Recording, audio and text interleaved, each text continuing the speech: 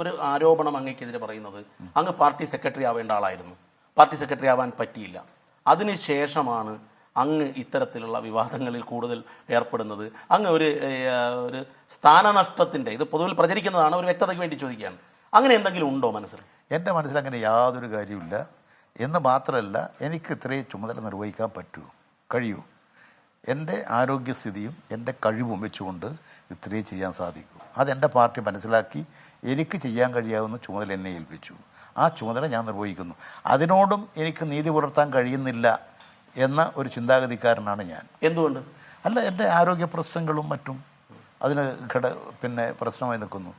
അതുകൊണ്ട് ഞാനെന്താ വെച്ചാൽ, ഇത് ഒരു തരത്തിലും എൻ്റെ പാർട്ടിയുടെ വളർച്ചയെയും പാർട്ടിയുടെ മുന്നേറ്റത്തെയും ഒരു തരത്തിലും എന്നാൽ തടസ്സമുണ്ടാക്കരുത് എന്നാഗ്രഹിക്കുന്ന ഒരാളാണ് ഞാൻ.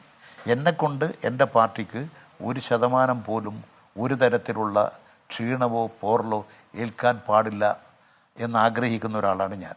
അതുകൊണ്ട് ഞാൻ പാർട്ടിയെ സേവിക്കുക എന്നുള്ള നിലയിൽ തന്നെയാണ് പോവുക. അതായത് അങ്ങ് മാനസികമായ ഒരു ഡിറ്റാച്ച്മെൻറ്റ് മൂഡിലാണെന്നാണോ? അല്ല, ഞാൻ പാർട്ടിയെ കാത്തു സൂക്ഷിക്കാനുള്ള ചിന്തയിലാണ്.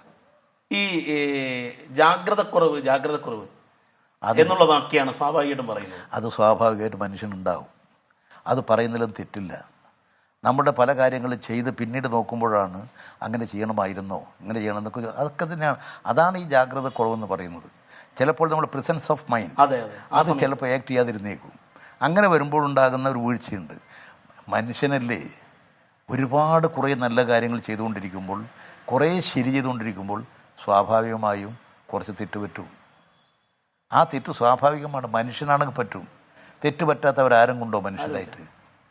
അപ്പം തെറ്റ് പറ്റൂ, സംഭവിക്കും. അങ്ങനെ സംഭവിക്കാം. ഞാൻ പറ്റിയെന്നല്ല, ഞങ്ങൾ സംഭവിക്കാം.